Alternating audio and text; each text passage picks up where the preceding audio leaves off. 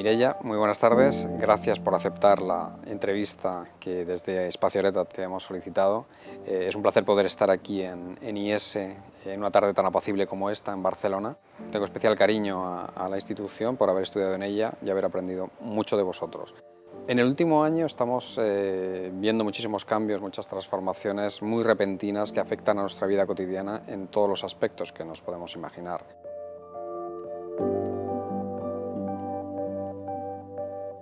Quiero analizar una serie de factores contigo, tranquilamente, tomando este café, y el primero de ellos sería el proceso de cambio que los entornos de trabajo están experimentando y van a sufrir en los próximos años, que es un área en el que nosotros como Areta tenemos especial interés porque es a lo que nos dedicamos. Si echamos la memoria un año atrás simplemente y pensábamos lo que era el trabajo en remoto, realmente se pensaba que era un elemento residual en muchas de las organizaciones y además en muchos casos no estaba del todo bien visto. Hoy casi todo el mundo piensa que entre un 40 y un 50% del tiempo de los empleados se desarrollará en remoto de una manera o de otra. Esto es complejo. Desde tu punto de vista, ¿cómo debería la sociedad entender este proceso de cambio, todas estas transformaciones y sobre todo cómo debería gestionarse adecuadamente? Muy bien, bueno, pues muchísimas gracias, Javier, por la invitación. Y realmente hemos visto una transformación bastante radical de lo que es cómo entendemos el trabajo y el trabajo eficaz, el trabajo eficiente. Hasta el 12 de marzo, por decir una fecha, del año 2020, trabajar en remoto era algo que parecía que no era posible. Parecía que si no nos veíamos cara a cara no íbamos a ser eficaces, parecía que si no íbamos a la sede de la empresa no estábamos comprometidos, etcétera, etcétera. A partir del 13 de marzo, con el estado de alarma, tenemos que ir a trabajar en remoto por obligación y nos damos cuenta de que sí somos capaces. Por supuesto, hemos tenido que avanzar muchísimo en esa transformación de protocolos, en esa transformación digital, en ese aprender nuevas herramientas, etcétera. Pero nos hemos dado cuenta que hay muchas personas y en concreto, ¿no? Pues en el entorno laboral español, alrededor de un 40-50% de las personas que pueden hacer una parte sustancial de su trabajo en remoto, porque tienen la capacidad y tienen también la tecnología necesaria y el tipo de trabajo que hacen es adecuado. Ahora, con este nuevo escenario en el que retornamos a un estado en el que no estamos en alarma, en el que hay una cierta seguridad a nivel de salud, etcétera, bueno, pues ¿cómo podemos gestionar esta transición? Bueno, pienso que lo primero es pensar siempre en qué es lo que necesita mi cliente. Si yo tengo que dar un servicio que es cara a cara, lógicamente no voy a poder teletrabajar. Excepto en ese caso, en casi todos los demás, ¿no? Voy a poder hacer una parte de mi trabajo remoto. Bueno, ¿cómo podemos hacer esa transición? Bueno, pues pensando mucho en el cliente, pensando mucho en las necesidades de los empleados y pensando mucho también en cómo puedo generar externalidades positivas en el entorno. En lugar de generar polución, en lugar de generar ruido, en lugar de generar estrés, cómo generar todo lo contrario. Pienso que esos son los tres elementos básicos para que podamos gestionar esta transición de un modo adecuado. O sea que muchos de los mitos que hasta ahora rodeaban el concepto del trabajo a distancia, del trabajo en casa, se han derrumbado realmente. Absolutamente. Pienso que han quedado pulverizados, ¿no? O sea, bueno, pienso que hasta ahora parecía que el estar en la oficina era un talismán que te daba, bueno, pues un poder de hacer un trabajo que desde casa no ibas a saber hacer. Y nos fuimos a trabajar en remoto y nos dimos cuenta que muchas personas incluso estaban rindiendo más. Es verdad también pues, que sabíamos que había una situación de alarma y con lo cual pues, muchos estábamos poniendo un trabajo, un esfuerzo, una energía extra. Pero nos dimos cuenta que esa especie de talismán que teníamos en nuestras manos, que era el si no voy a la oficina o si mi gente no viene a la oficina, no va a trabajar, nos dimos cuenta que realmente no era así. Por lo tanto, este mito se ha pulverizado y lo que ahora tenemos que entender es la gente quiere trabajar parte de su tiempo en presencial, pero también parte de su tiempo en remoto. Pues vamos a ver cuál es en cada caso el equilibrio adecuado y que, bueno, unas veces quizás tendremos que hacer pruebas pues, para ir entendiendo mejor qué cosas son adecuadas en remoto, qué cosas son adecuadas en presencial y qué espacios necesito cuando esté en presencial. Claro. O sea, es el proceso de hibridación que ahora mismo está en boca de todos los expertos en gestión de recursos humanos. Tu visión sobre cómo va a ser la evolución de este proceso de hibridación en el próximo futuro. Mira, a ver, yo no sé cómo va a ser, no tengo una bola de cristal, con lo cual, pero sí te puedo decir cómo me gustaría que fuese, cómo me gustaría que fuese. Me gustaría que fuese un proceso dialogado entre empleado y empleador, bueno, en el cual el empleado tiene algo que decir sobre cuáles son sus preferencias y cómo realmente cree que va a poder ser más eficaz y más eficiente. También ese empleado tendrá que escuchar cuáles son las necesidades del empleador, porque es verdad que no siempre nuestras preferencias están, ¿no? Pues totalmente encajadas con las necesidades. Pero creo que ese diálogo es necesario para realmente entender en cada caso cuál es la mejor solución, porque no podemos hacer una talla para todos, sino que vamos a tener también que medir cuáles son los resultados, que medir realmente la satisfacción de nuestros clientes, que medir el rendimiento de nuestros empleados, etcétera. Y algo que nos ha enseñado esta situación de alarma que ha sido tan terrible es que ese pensar que las cosas hoy las decido y son para el resto de la vida así, nos hemos dado cuenta que no es real, ¿no? Nos hemos dado cuenta que tenemos que hacer muchas veces planes a más corto plazo, medir qué es lo que está pasando y a partir de ahí tomar otras decisiones, ¿no? Entonces, bueno, pues creo que con este aprendizaje que hemos desarrollado por obligación, porque no nos ha quedado otro remedio, bueno, pues podremos tener entornos en los que vayamos viendo cuál es, ¿no? Pues ese equilibrio e irlo ajustando a las necesidades de mis empleados, de mis clientes, a las necesidades sociales y avanzar en esa dirección. ¿Y tú crees que estamos preparados culturalmente como país, como sociedad, para establecer ese diálogo entre una parte y la otra? Ojalá. Yo creo que hay empresas que realmente han demostrado ser muy maduras, pues porque ya lo estaban haciendo, ¿no? Pues ese tipo de trabajo más flexible anteriormente.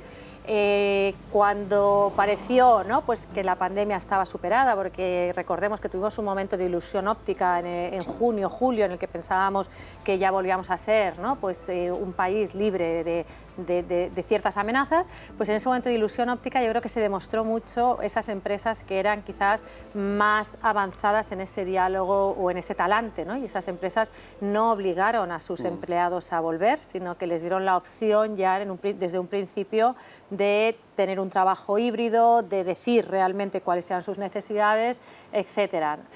Pienso que hay muchas empresas que sí que están preparadas y que las que no lo están, pues mejor se preparen, porque si no se van a perder realmente una gran oportunidad de sacar lo mejor de su gente y de ofrecerles lo mejor a su gente.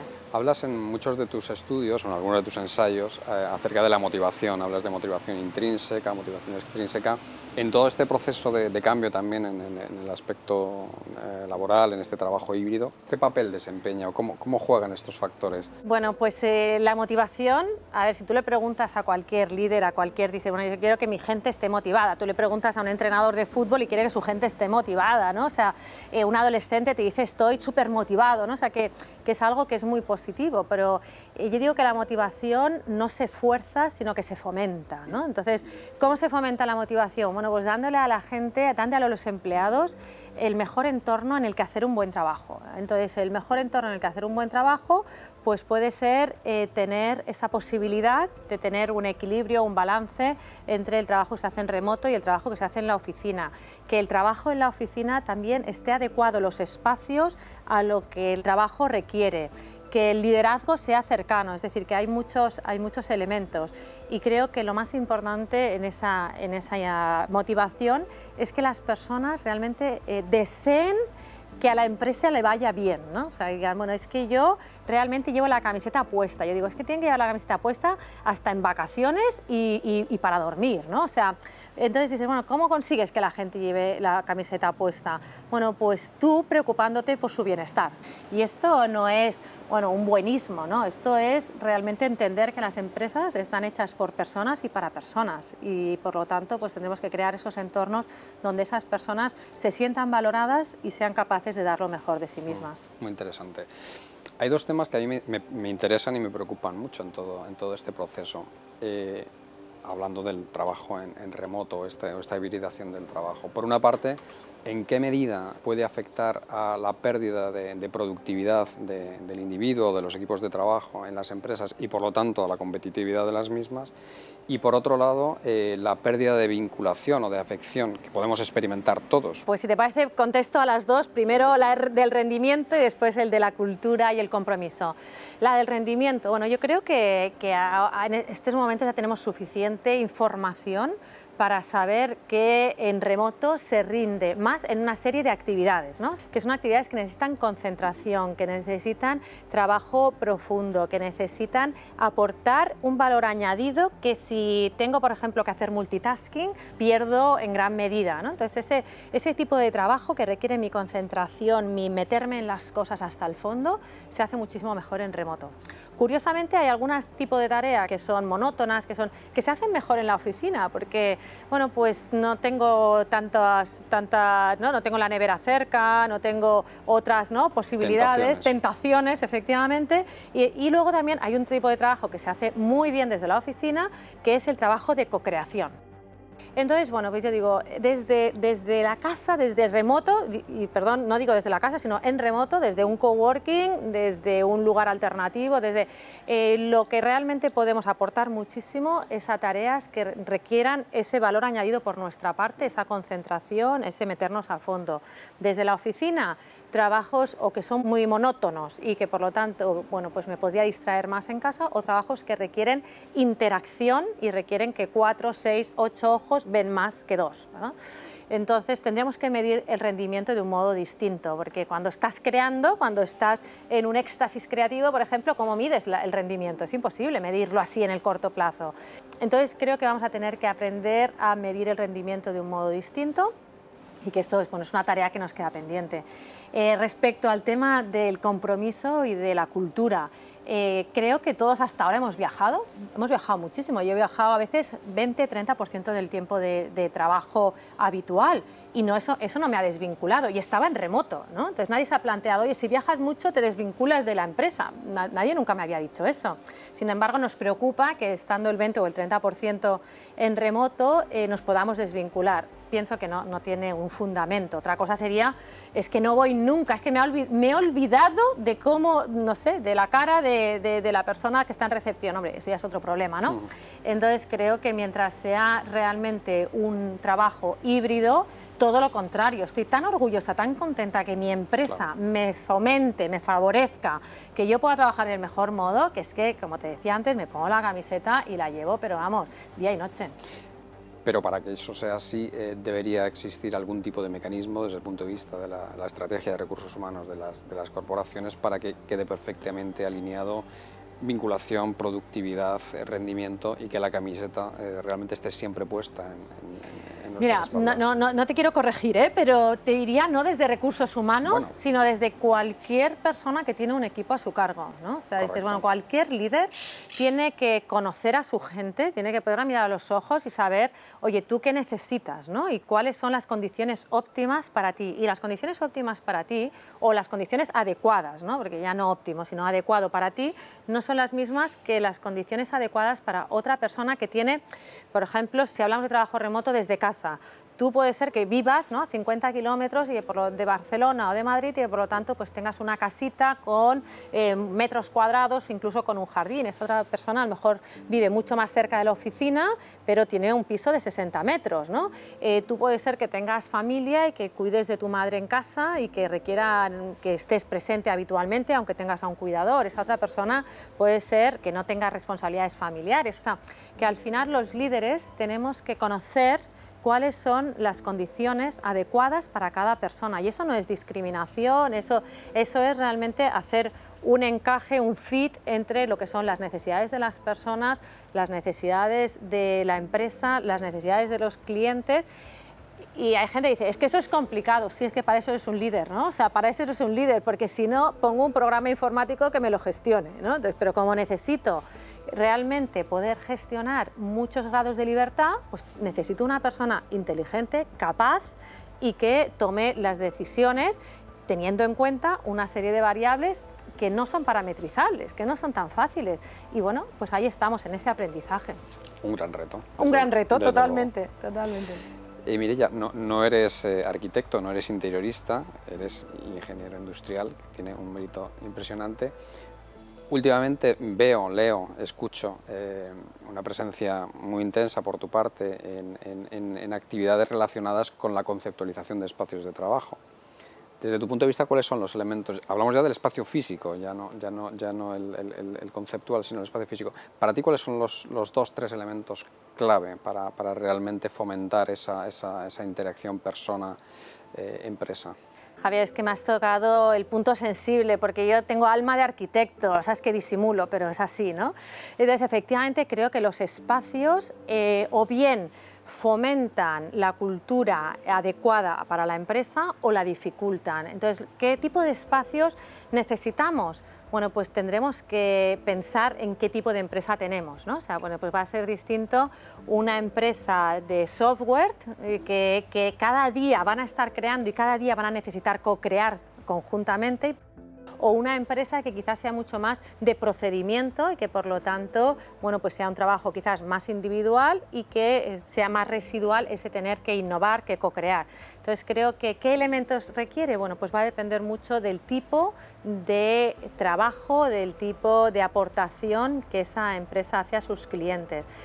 Algunos elementos son comunes, por supuesto, ¿no? Bueno, pues creo que el hogar y la oficina han estado mucho más amalgamados en esta última época y nos hemos dado cuenta que nos gusta trabajar desde el sofá y que además, oye, es que me va fenomenal, porque hay ratos que es que, bueno, pues es una manera de cambiar de postura, es una manera, a lo mejor, bueno, pues ahora tengo que leerme un documento y voy a estar...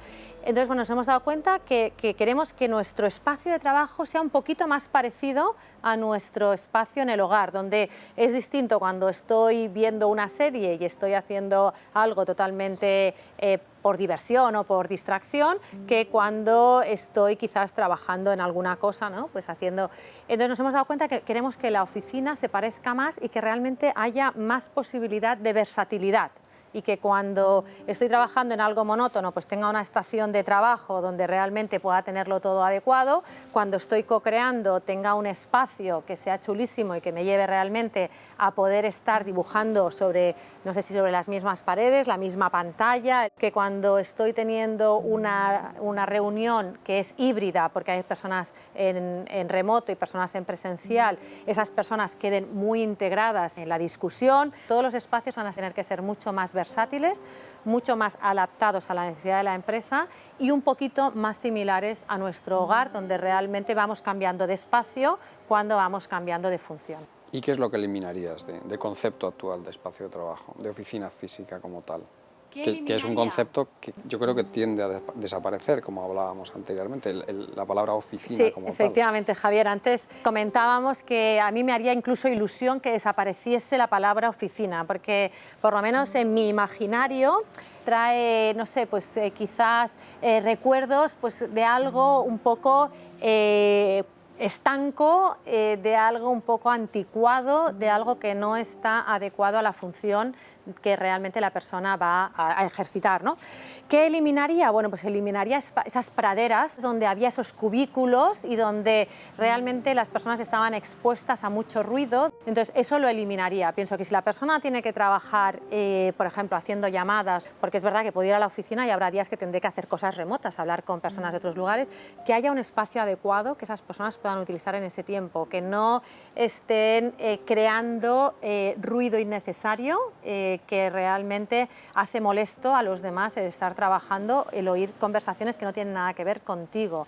Me gustaría que desapareciese pues esa alta concentración de personas en las que casi cuando mueves la silla pues encuentras ya al compañero, ¿no? Pues porque si hay personas que pueden estar trabajando en remoto, que pueden, no es para que nos ahorremos todo el espacio posible, sino también es que para que cuando estemos en la oficina, cuando estemos en los espacios corporativos, estemos más confortablemente. Por lo tanto, eso sería el tipo de cosas que eliminaría.